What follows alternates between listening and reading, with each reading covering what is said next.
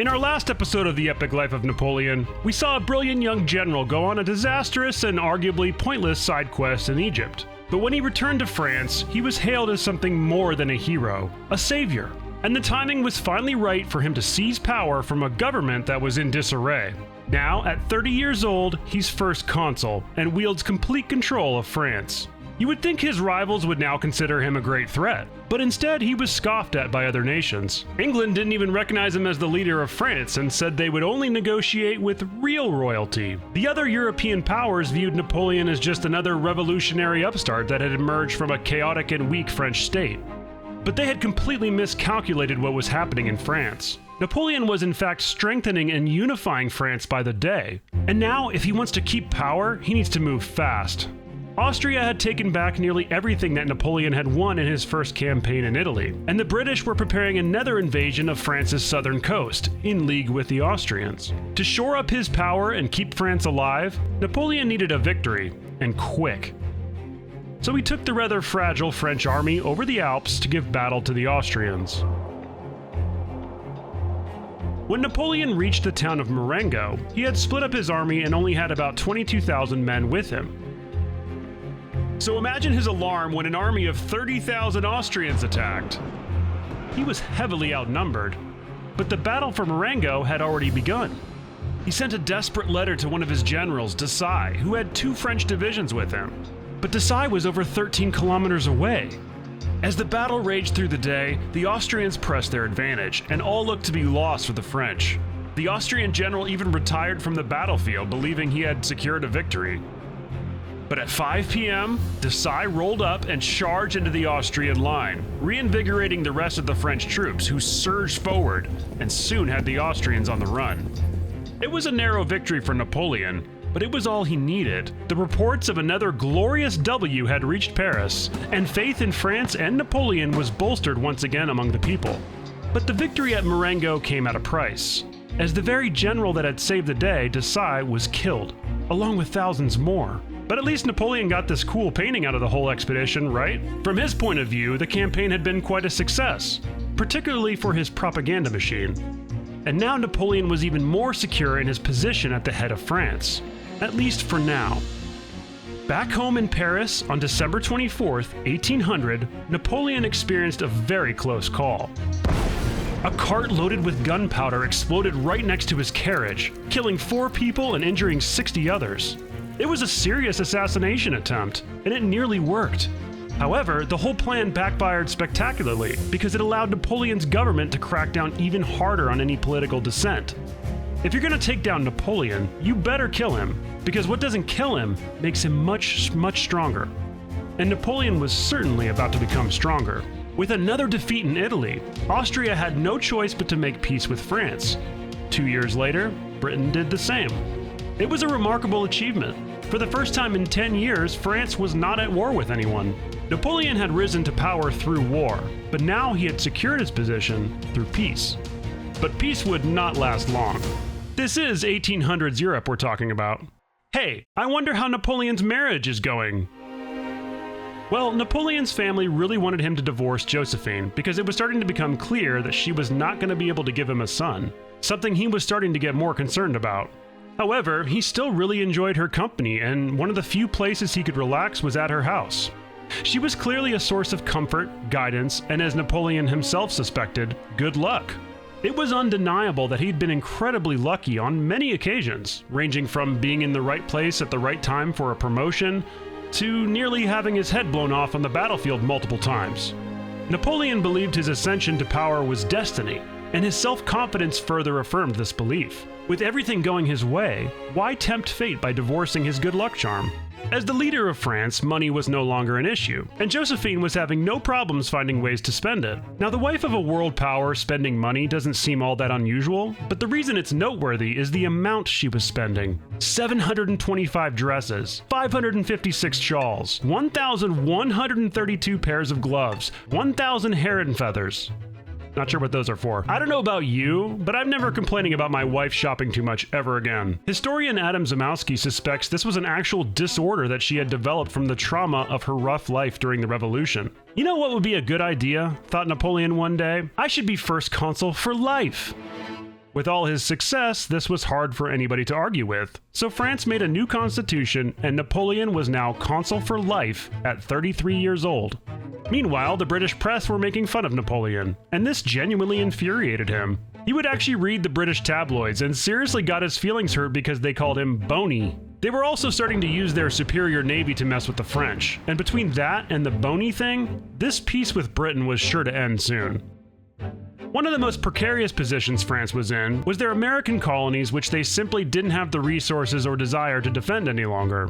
So Napoleon decided to just sell the entire chunk of land to America in the Louisiana Purchase. France needed cash, and what better way to annoy the British than selling tons of land to America? On May 15, 1803, the British conducted a naval attack on France and declared war. Napoleon was enraged and prepared to invade. For real this time, he was going to invade England. Spoiler alert, he did not invade England. But he did start building up a large force, with troops training every day near the English Channel. With all the tension with Britain, Napoleon was becoming extremely paranoid about spies and detractors within the country. Paranoid might not be the right word, because there were plenty of people that still wanted a restoration of the monarchy, and there was plenty of espionage being funded by the British to undermine him. But he might have went too far in cracking down on this dissent when he had a duke executed. This was shocking to much of Europe. You can kill all the ordinary soldiers you want, but if you kill royalty, apparently it was a really big deal. Few had expected Napoleon to act so harshly against such an important person, and it wasn't long before France's old enemies were once again rallying to take him down. Old enemies like the Austrians, and now an expanding world power in Russia, led by the young Tsar Alexander. You know what would be a really good idea, thought Napoleon one day? I should be emperor. But would this fly with the French people?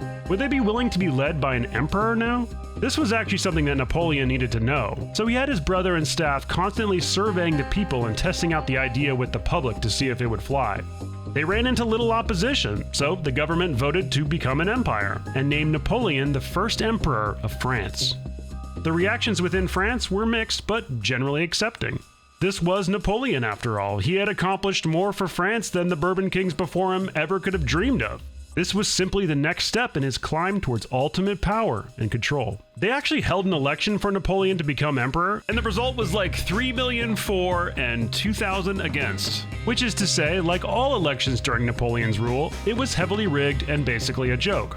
But the approval of the people wasn't enough for Napoleon. He also wanted the approval of God. He would be crowned emperor in the Notre Dame Cathedral, in the presence of the Pope himself. This was pretty controversial because a big part of the revolution was rejecting the traditional religious establishment. By becoming emperor and getting friendly with the Pope again, Napoleon was flirting with some pretty anti-revolutionary ideas now that he was in charge. Once again, Napoleon's family was begging him to divorce Josephine before his coronation, but he would not listen. Instead, he took her with him on his coronation day, and there, by divine providence and the constitutions of the empire, he took the crown and placed it on his own head, then turned and personally crowned Josephine empress. Wow.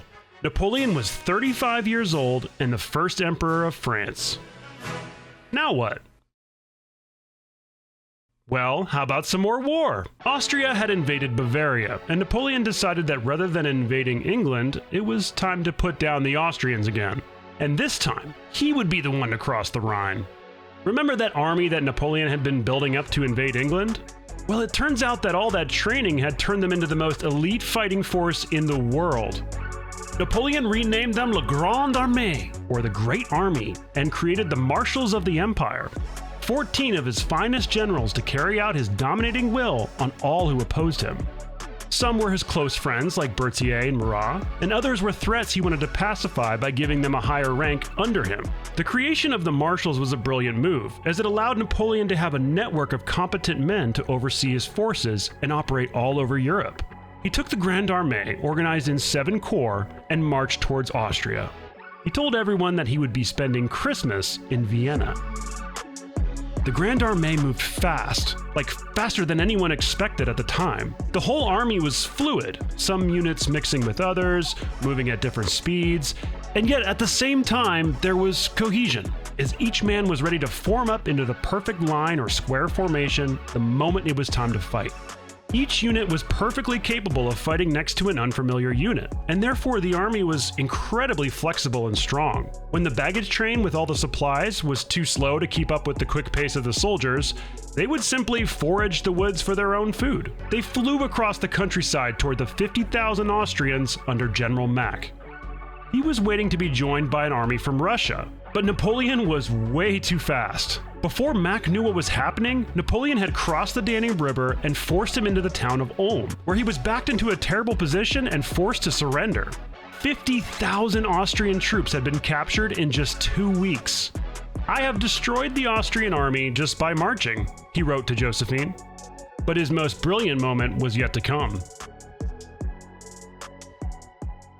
What follows is one of the most famous battles in Napoleon's career, Austerlitz, often referred to as his greatest masterpiece.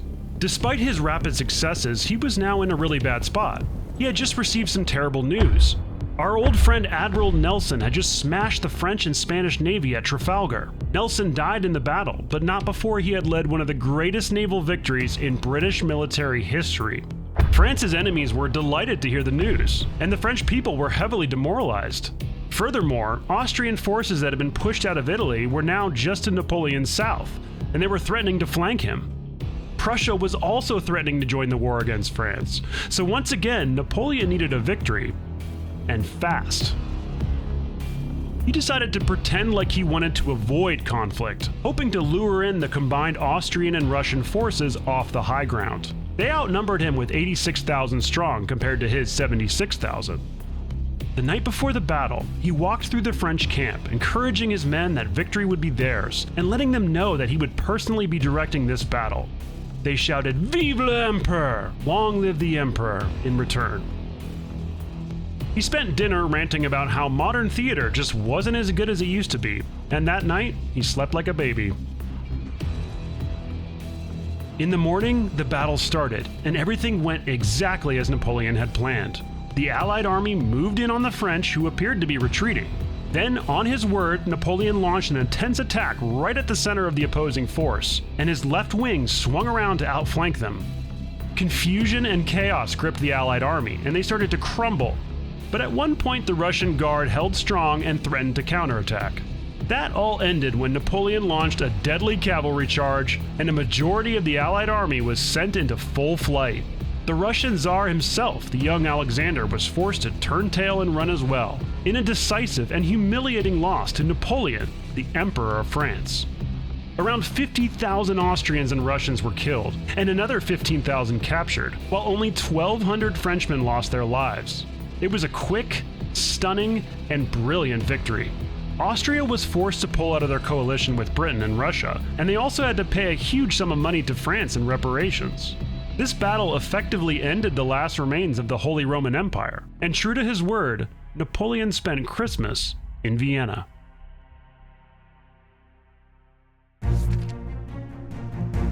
When he returned to Paris in January, Napoleon felt an almost unlimited sense of power. He had just defeated his two greatest threats in Europe.